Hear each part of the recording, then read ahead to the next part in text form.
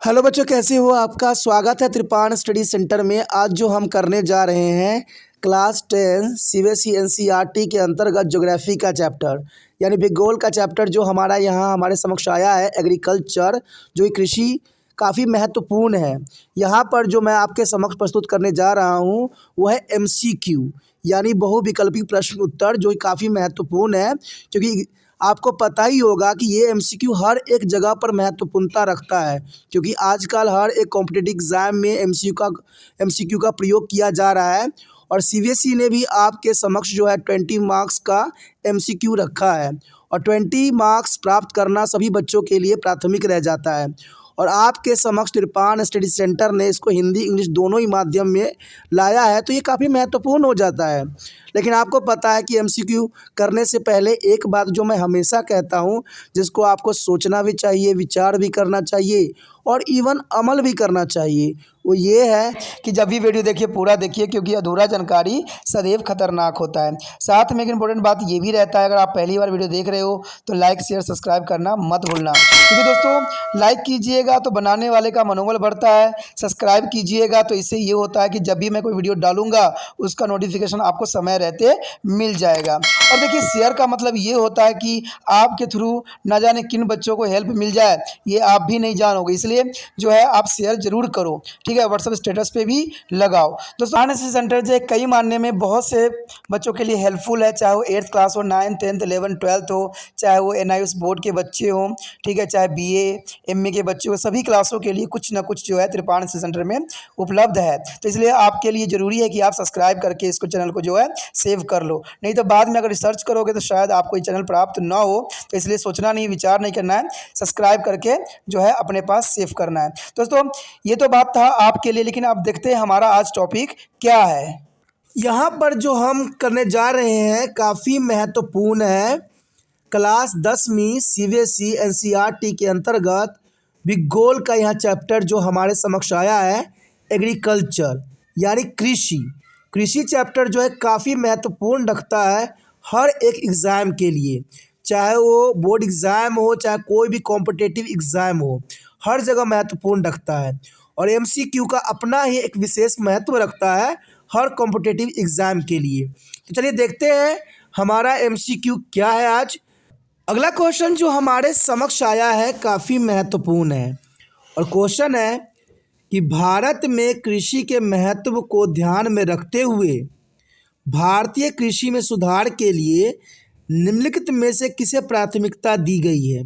यहाँ पर question clear है कि भारत में कृषि के महत्व को ध्यान में रखते हुए भारतीय कृषि में सुधार के लिए, जो भारतीय कृषि है उसमें सुधार के लिए किस किस संस्थाओं को प्राथमिकता दी गई है। ऑप्शन है भारतीय कृषि अनुसंधान परिषद की स्थापना की गई है, यानी आईसीआर की जो स्थापना की गई है। मौसम विज्ञान और मौसम पूर्वानुमान के क्षेत्र में भी विकास किया गया है। सी जो है कृषि विश्वविद्यालय, पशु चिकित्सा सेवाएं और पशु प्रजनन केंद्रों की स्थापना करना, या उपयुक्त सही। देखिए क्वेश्चन काफ़ी इंटरेस्टिंग है। यहाँ पर क्लियर समझ में तो आ ही गया होगा कि भारतीय कृषि में सुधार करने के लिए क्या क्या सरकार ने किया है। तो आप अपना आंसर सोच लीजिए, दे दीजिए, लिख लीजिए कॉपी पे, काफ़ी ज़रूरी रहेगा, समझ के लिए भी इम्पोर्टेंट रहेगा। तो आपने अपना आंसर सोच लिया होगा, लिख लिया होगा। देखिए क्वेश्चन तो समझ में आ गया होगा। कृषि को महत्व को देते हुए भारतीय सरकार ने कृषि में सुधार के लिए किस किस विभागों का स्थापना किया है। तो देखा जाए भारतीय कृषि अनुसंधान परिषद की स्थापना तो की गई है, इसका मतलब ए ऑप्शन आपका सही है, इसमें कोई दो राय नहीं है। बी है मौसम विज्ञान और मौसम पूर्वानुमान के लिए विकास। देखिए भारत सरकार ने सबसे पहली बात यही रखी कि कृषि में अगर पूर्व हम जो है मौसम का अनुमान लगा लें, जो किसानों को नुकसान होते हैं उसे बच जाएंगे। तो मौसम विज्ञान और मौसम पूर्वानुमान जो है कृषि के सुधार के अंतर्गत है, इसके लिए बी ऑप्शन भी यहाँ पर सही है। आगे देखिए कृषि विश्वविद्यालय और पशु चिकित्सा सेवा पशु प्रजनन केंद्र की स्थापना करना। देखिए ये भी बहुत काफ़ी महत्वपूर्ण है, क्योंकि पशु के प्रजनन करने का भी यहाँ पर सुविधा बनाई गई है और कृषि विश्वविद्यालय में बच्चे जो है पढ़ के कृषि के महत्व को और समझेंगे। तो इसका मतलब यहाँ देखा जाए तो ए बी सी सारे ऑप्शन सही हैं, यानी भारतीय कृषि सुधार में इन तीनों का जो है काफ़ी महत्वपूर्ण स्थान है। तो इसका मतलब ये हुआ कि ऑप्शन डी उपयुक्त सभी ऑप्शन सही है। तो आप जो है डी ऑप्शन के साथ जा सकते हो। डी जो है सही आंसर है इस क्वेश्चन का। चलिए देखते हैं अगला क्वेश्चन क्या है। यहाँ पर जो हमारा अगला क्वेश्चन आया है काफ़ी महत्वपूर्ण है।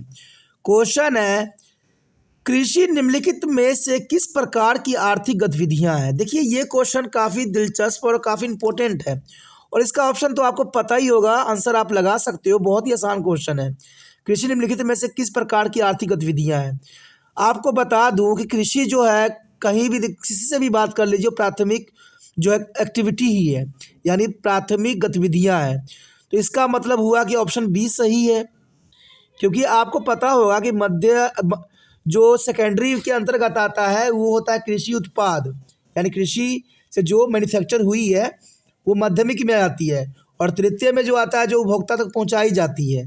तो इसका मतलब जो है प्राथमिक उपभोक्ता, प्राथमिक यानी निम्नलिखित में से किस प्रकार की आर्थिक गतिविधियां हैं। तो इसका बी ऑप्शन सही है, प्राथमिक जो है गतिविधियां हैं। तो आप बी ऑप्शन लगा सकते हो। ये आंसर बहुत ही आसान, बहुत ही क्लियर था। चलिए देखते हैं अगला क्वेश्चन क्या है। अगला क्वेश्चन आपके स्क्रीन पे आ गया। देखिए क्वेश्चन बहुत क्लियर और छोटा है कि बोरा क्या है। बोरा हम किसके लिए यूज़ करते हैं। बोरा जो है एक शब्द है, हम किसके लिए यूज़ करते हैं, किस फसल के लिए यूज़ करते हैं। तो क्वेश्चन तो यहाँ पर क्लियर है। क्या आप खरीफ की फसलों के लिए यूज़ करते हो, या जायद की फसल के लिए, या सी रबी के फसल के लिए, या इसमें से कोई नहीं।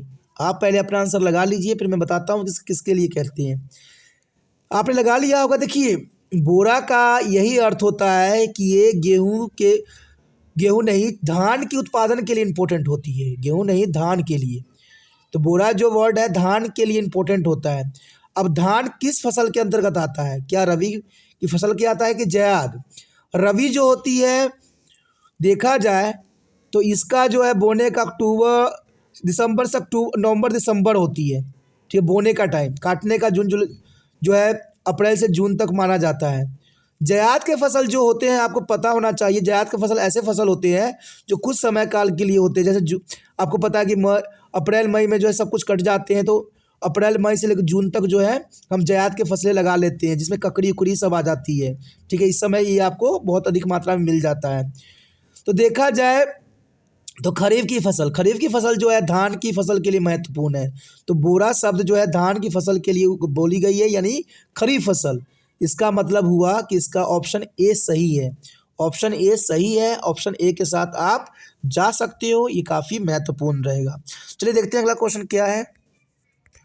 अगला क्वेश्चन आपके स्क्रीन पे आ गया है। क्वेश्चन काफ़ी महत्वपूर्ण है। देखिए क्वेश्चन है कि रेशे के उत्पादन के लिए रेशम के कीड़ों का पालन किस नाम से जाना जाता है।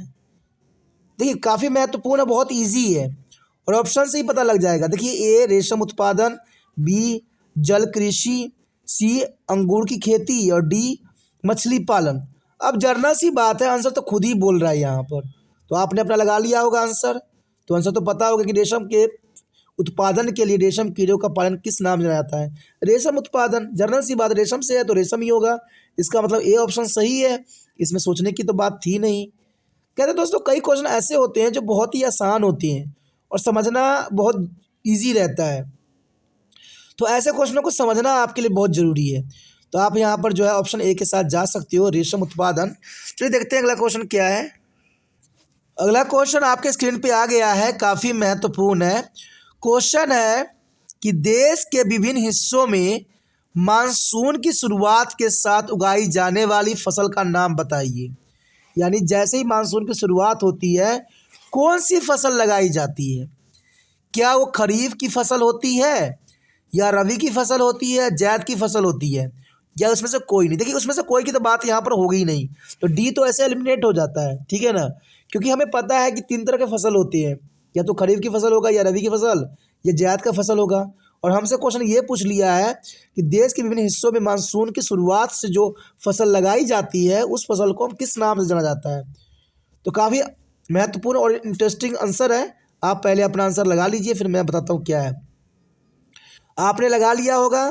देखिए जायद की फसल जो होती है मैंने जैसे बताया था गर्मी के टाइम लगाई जाती है, क्योंकि ये इसमें ककड़ी कुड़ी आती है, ककड़ी है, खीरा है, ये सब आती है। तो जायद की फसल तो इस समय लगाई जाती है। रबी की बात करें तो रबी की फसल जो होती है अक्टूबर नवंबर दिसंबर में लगाई जाती है और अप्रैल से लेकर जून तक काट ली जाती है। तो ये तो मानसून इस समय तो रहती नहीं है। अब जून से मानसून स्टार्ट होता है, जून जुलाई से जो होता है बरसात की जो है फुहारे आने लग जाते हैं। तो इस समय जो है धान की खेती लगाई जाती है और धान की कृषि को हम खरीफ फसल कहते हैं। इसका मतलब यहाँ पर जो ऑप्शन ए है सही है, यानी ऑप्शन ए के साथ आप जा सकते हो। ऑप्शन ए खरीफ फसल सही आंसर है, यानी जो है मानसून की शुरुआत से उगाई जाने फसल के नाम को हम खरीफ की फसल कहते हैं, यानी ये ऑप्शन सही है। चलिए देखते हैं अगला क्वेश्चन क्या है। देखिए अगला क्वेश्चन आ गया है आपके स्क्रीन पे, काफ़ी महत्वपूर्ण है।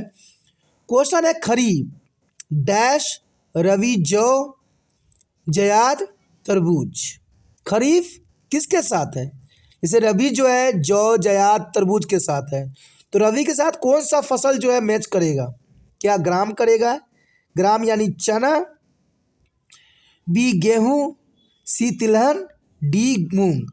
अब तो ये क्वेश्चन का आंसर देना भी आपके लिए आसान हो गया होगा, क्योंकि पिछले क्वेश्चन जितने भी हमने कहा किया है काफ़ी महत्वपूर्ण है और ज़रूरी भी है।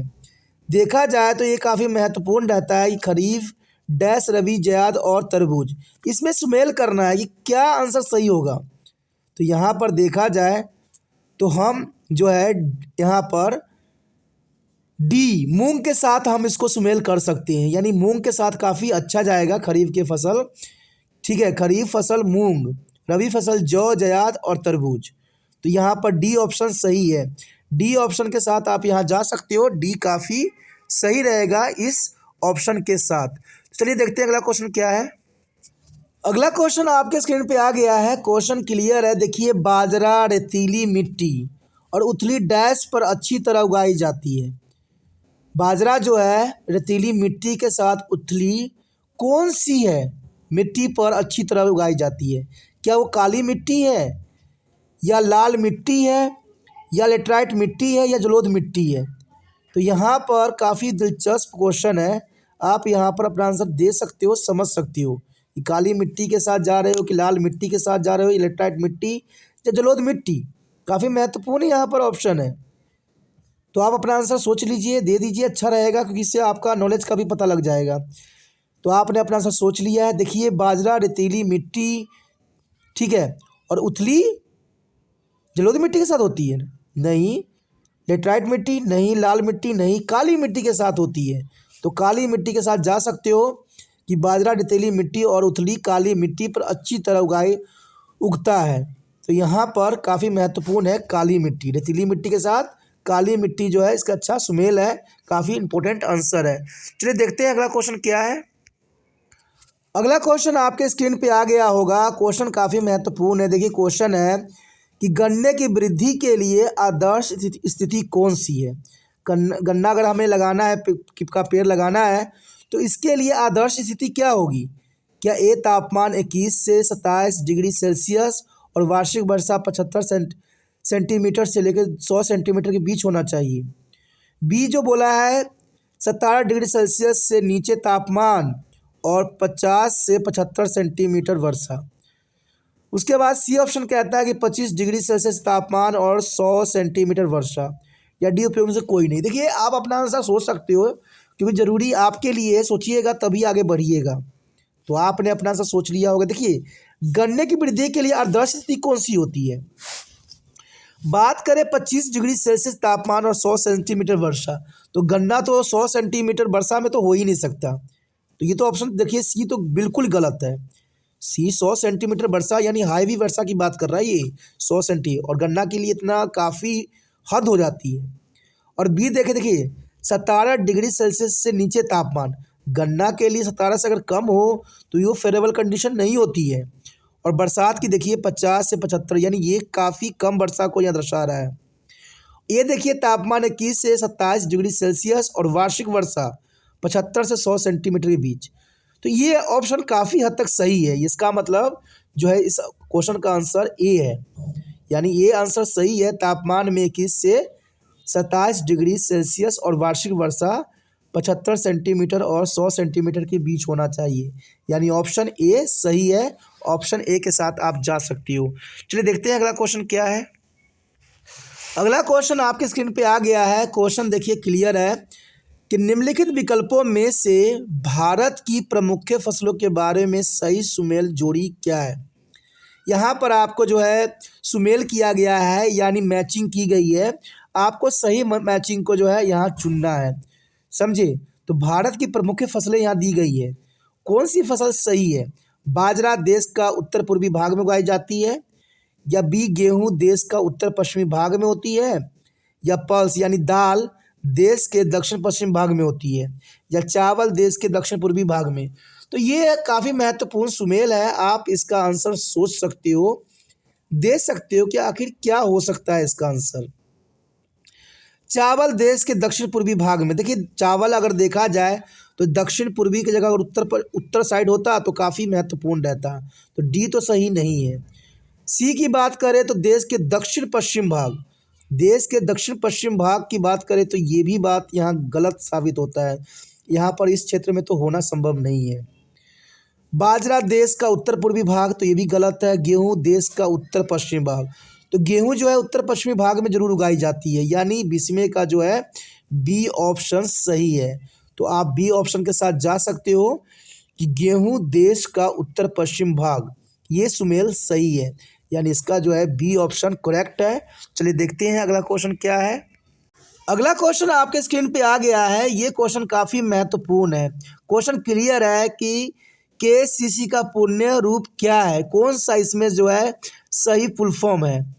क्या ए किसान क्रेडिट कार्ड है, क्रेडिट कार्ड है, या बी किसान क्रेडिट कार्डिंग है, और सी किसान क्रेडिटिंग कार्ड है, या डी किसान क्रेडिट कार्ड। देखिए यहाँ पर इसको जो है हिंदी में अगर मैं लेता तो कई ऑप्शन एक जैसा हो जाता, क्योंकि यहाँ पर क्रेडिट का क्रेडिट ही लिखेगा, क्रेडिटिंग का क्रेडिटिंग ही लिखेगा, ठीक है, और कार्डिंग का कार्डिंग ही लिखेगा, कार्ड ही लिखेगा। तो इसका मतलब है कि इसको हिंदी में रूपांतरण करना संभव नहीं था, लेकिन आपके समक्ष यहाँ ऑप्शन आ गया है। आप अपना सही आंसर इसमें से बता सकते हो, और ये क्लियर आपको बता रहा है, यहाँ आंसर ही बता रहा है। देखिए ऑप्शन क्लियर है कि ए किसान क्रेडिटिंग कार्ड, देखिए क्रेडिटेड, इसमें बोलने में ही बहुत अजीब सा लग रहा है, तो ए ऑप्शन तो हो ही नहीं सकता। अगला देखिए बी किसान क्रेडिट क्रेडिंग कार्डिंग, कार्डिंग यहाँ बोला है, कार्ड इधर कार्डिंग की बात यहाँ कर रहा है, तो ये भी ऑप्शन गलत हो जाएगा। सी बोल रहा है किसान क्रेडिटिंग कार्ड, क्रेडिटिंग, क्रेडिटिंग भी गलत है भाई, तो इसका मतलब ए बी सी गलत है। तो यहाँ पर देखिए किसान क्रेडिट कार्ड, बोलने में भी कितना आसान है, किसान क्रेडिट कार्ड, यही बोलते हो ना आप लोग भी। तो केसीसी का पूरा नाम क्या होगा, किसान क्रेडिट कार्ड, यानी ऑप्शन डी यहाँ पर सही है। देखिए कुछ चीज़ें ऐसी होती है जिसको बोलने ही से ही पता लग जाता है। अब हम किसान क्रेडिट कार्ड कहते हैं ना कि किसान क्रेडिटिंग कार्ड कहते हैं, या किसान क्रेडिट कार्डिंग कहते हैं, तो ऐसे चीज़ें अलग होती है, और यही आपको यहाँ पर समझना है कि एग्ज़ाम ने पूछा क्या है, कहना क्या चाहता है, और सही ऑप्शन होगा क्या। तो ये काफ़ी महत्वपूर्ण बात है। चलिए देखते हैं अगला क्वेश्चन क्या है। अगला क्वेश्चन आपके स्क्रीन पे आ गया है, काफ़ी महत्वपूर्ण है। क्वेश्चन है चावल एक खरीफ फसल है। देखिए चावल जो है एक खरीफ का फसल, यानी धान की बात कर रहा है, जिसके लिए उच्च तापमान 25 सेल्सियस के ऊपर चाहिए और उच्च आर्द्रता चाहिए। तो कितना सेंटीमीटर वर्षा की आवश्यकता होगी। यहाँ पर हमसे बरसात पूछ ली है कि चावल की खेती के लिए कितना सेल्सियस जो है बरसात की ज़रूरत पड़ेगी।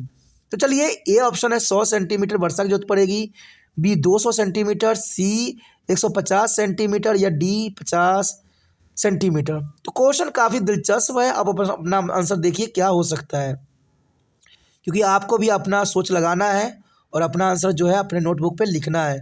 इससे आपकी तैयारी का पता लग जाता है कि आप कितना जो पेपर के लिए तैयार हो, या किसी भी कॉम्पिटिटिव एग्ज़ाम के लिए आपकी कितनी तैयारी है। तो आपने अपना आंसर सोच लिया होगा। देखिए क्वेश्चन क्लियर है कि चावल एक खरीफ फसल है जिसके लिए उच्च तापमान 25 सेल्सियस से अधिक चाहिए हमें, और उच्च आर्द्रता यानी ह्यूमिडिटी की भी काफ़ी चाहिए। तो वर्षा कितना वार्षिक की आवश्यकता होगी 50। अगर हम देखें तो 50 देखिए बहुत ही कम है, क्योंकि चावल यानी धान कृषि है, तो धान कृषि जो है मिनिमम या मैक्सिमम दोनों के बीच का जो है हमें बरसात की ज़रूरत पड़ती है। न कभी अधिक हैवी होगा तो गल जाएगा, और कम होगा तो ग्रो नहीं करेगा। तो डी जो देखिए एलिमिनेट हो जाता है, डी बहुत ही लो की बात कर रहा है, यानी 50 सेंटीमीटर वर्षा तो बहुत ही नीचे चला गया, तो डी तो एलिमिनेट है। अब सी देखिए 150 सेंटीमीटर, 150 सेंटीमीटर हैवी होता है। 150 सेंटीमीटर का वर्षा की बात करें, वार्षिक वर्षा की, तो हैवी होता है, तो सी भी एलिमिनेट हो गया। अब देखिए डी, जब हमने सी को एलिमिनेट कर दिया हैवी वर्षा के रिगार्डिंग, तो बी तो ऑटोमेटिक ही एलिमिनेट हो गया। 100 सेंटीमीटर वर्षा, 200 सेंटीमीटर वर्षा काफ़ी अधिक हो जाती है, तो इसका मतलब हमें ये ऑप्शन सही जाएगा, क्योंकि ये 100 सेंटीमीटर वर्षा जो है वार्षिक वर्षा काफ़ी सफिशेंट है। चावल कृषि के लिए ऐसे ही बरसात की आवश्यकता होती है, तो ये ऑप्शन आपका सही है। ए ऑप्शन के साथ आप जा सकती हो। तो ये काफ़ी दिलचस्प यहाँ पर MCQ है। चलिए देखते हैं अगला क्वेश्चन क्या है। अगला क्वेश्चन आपके स्क्रीन पे आ गया है, काफ़ी महत्वपूर्ण है क्वेश्चन है। देखिए, गेहूं के बढ़ते मौसम में सामान्य रूप से वितरित डैश वार्षिक वर्षा की आवश्यकता होती है। गेहूं के बढ़ते मौसम में सामान्य रूप से कितनी वर्षा की आवश्यकता हो सकती है? तो क्वेश्चन तो समझ गए होंगे आप कि कितनी जो है गेहूं के वृद्धि के लिए वर्षा की जरूरत पड़ सकती है। क्या ए 25 से 50 सेंटीमीटर जो होना चाहिए बरसात, या बी 75 से 100 सेंटीमीटर, सी 50 से 75 सेंटीमीटर, या 85 से 130 सेंटीमीटर? तो क्वेश्चन तो क्लियर है, आप अपना आंसर सोचिए और अपने नोटबुक पे लिखिए, जो कि काफ़ी महत्व रखेगा। देखिए, बात अगर हम करें यहाँ पर गेहूं के बढ़ते मौसम में गेहूं के लिए वर्षा की आवश्यकता, तो 25 से 50 की बात किया जाए तो ये बहुत ही कम होता है। वार्षिक वर्षा बहुत ही कम होता है, जिसमें फुहारे ही होती है, इतनी कम की ज़रूरत नहीं पड़ती है। और 75 से 100 सेंटीमीटर की बात करें तो थोड़ा सा हैवी होता है गेहूं के लिए, क्योंकि गेहूं जो है अधिक बर्दाश्त नहीं करता है बरसात को। धान के लिए तो चाहिए, बरसात चाहिए, लेकिन गेहूं की फसल के लिए इतना अधिक बरसात की जरूरत नहीं पड़ती है। तो इसका मतलब डी भी गलत होगा, क्योंकि 85 से 130 की बात कर रहा है, तो ये भी गलत है। तो सी सही है, क्योंकि सी 50 से 75 सेंटीमीटर वार्षिक वर्षा ये गेहूं के फसल के लिए अप्लीकेबल है। तो सी ऑप्शन आपका यहाँ पर सही है। सी ऑप्शन के साथ आप जा सकते हो। इसका ऑप्शन जो है सी सही है। 50 से 75 सेंटीमीटर वार्षिक वर्षा की आवश्यकता होती है गेहूं को बढ़ने के लिए। चलिए देखते हैं अगला क्वेश्चन क्या है। अगला क्वेश्चन आपके स्क्रीन पे आ गया है, काफ़ी महत्वपूर्ण है। देखिए, क्षेत्रफल और उत्पादन की दृष्टि से डैश तीसरे सबसे महत्वपूर्ण खाद्य फसल है।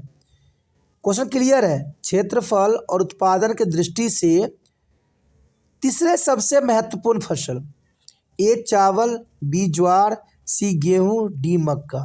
देखिए, आप लोग भी दिमाग पर लगा रहे होंगे कि चावल गेहूं तो पहले दूसरे नंबर पे आते हैं, क्योंकि इसका उत्पादन सबसे अधिक होता है। तीसरा आप लोग के दिमाग में यही आ रहा होगा कि मक्का है। चलिए, आपका विचार जो भी है, आप अपना आंसर जो है लगाइए, ठीक है, क्या आंसर सही होगा। देखिए, यहाँ पर पूछा गया है साफ क्लियर तौर पर कि क्षेत्रफल और उत्पादन की दृष्टि से। अब यही बात यहाँ पर मेन टर्निंग पॉइंट बन जाता है कि क्षेत्रफल और उत्पादन के दृष्टि से तीसरा महत्वपूर्ण फसल कौन सा है। और चावल गेहूं तो चलिए पहले दूसरे नंबर पे आता है, इसलिए चावल तो एलिमिनेट हो जाता है। अब द्वंद्व रह गया ज्वार और डी मक्का। कई लोग तो मक्का को सोच रहे हैं, जो सही भी हो सकता है, लेकिन यहाँ सही नहीं है डी, यहाँ पर ज्वार है। क्योंकि मक्का तब आता है जब इसने क्षेत्रफल उत्पादन की दृष्टि से नहीं पूछा होता, तब आंसर होता। लेकिन यहाँ पर क्वेश्चन में भी कहते हैं ना, एक नई बात डाल दी कि क्षेत्रफल और उत्पादन की दृष्टि से ज्वार जो है तीसरा सबसे महत्वपूर्ण फसल है। तो आप बी पे जा सकते हो, ज्वार जो है सबसे इम्पोर्टेंट फसल है। बी ऑप्शन इसका सही है। चलिए देखते हैं लास्ट और अंतिम क्वेश्चन क्या है। अगला क्वेश्चन आपके स्क्रीन पे आ गया है, काफ़ी महत्वपूर्ण है, और क्वेश्चन है कि डैश दुनिया में दालों का सबसे बड़ा उत्पादक उपभोक्ता देश है। देखिए, दाल सबसे अधिक किस देश में खाई जाती है? ये तो बहुत ही आसान और बहुत ही ईजी क्वेश्चन यहाँ पर पूछ लिया गया है। देखिए, ऑप्शन है ब्राज़ील, बी USA, सी चीन, डी भारत। तो आप अपना आंसर लगा दीजिए, कौन सा है। आपने लगा दिया होगा आंसर, कोई खास नहीं है। मैं बता दूं कि भारत जो है दुनिया के सबसे अधिक उत्पादन भी करता है और दालों का उपभोग भी करता है। यानी देखा जाए तो भारत दुनिया में दालों का सबसे बड़ा उत्पादक और उपभोग देश है। तो भारत यानी डी ऑप्शन यहाँ पर सही है। आप डी ऑप्शन के साथ जा सकते हो, जो कि काफ़ी महत्वपूर्ण है। दोस्तों, इसी के साथ हमारा ये क्वेश्चन का सिलसिला यहाँ पर ख़त्म होता है। अगले क्वेश्चनों में हम मिलेंगे, अगले बात तो और भी करेंगे, एमसीक्यू करेंगे जो आपके लिए महत्वपूर्ण रहेगा। तो आप बने रहे तिरपान स्टडी सेंटर के साथ, और जितना हो सके इस वीडियो को शेयर कीजिएगा, तभी दूसरे बच्चों का केयर होगा। और केयर ही करना हर एक व्यक्ति का फ़र्ज़ बनता है, ठीक है। इसे सोचिए नहीं, जितना हो सके जो है शेयर कीजिए। और शेयर करने के लिए कुछ नहीं करना होता है, यूट्यूब से लिंक को कॉपी करना होता है और व्हाट्सएप स्टेटस पर लगा देना होता है। जिन बच्चे को पसंद आएगा, जो आपके कांटेक्ट में होंगे, जिनको अच्छा लगेगा वो वीडियो को देखेंगे, जिनको नहीं अच्छा लगेगा नहीं देखेंगे। यहाँ पर देखिए अच्छा और बुरा का सवाल नहीं उठता है, यहाँ पर सवाल उठता है समझ की और इम्पोर्टेंस की, क्योंकि ये एमसीक्यू है, कोई आपका एंटरटेनमेंट नहीं है। पढ़ने की बात है, समझने की बात है, और पढ़ाई लिखाई में जितना बार देखा जाए, जितना बार किया जाए वो महत्वपूर्ण होता है। इसलिए यहाँ पर आपका मन लगे चाहे ना लगे, अच्छा लगे चाहे ना लगे, लेकिन देखना तो आपको पड़ेगा ही पड़ेगा, पढ़ना तो आपको पड़ेगा ही पड़ेगा, क्योंकि पढ़ाई तो ऐसे ही करना होता है।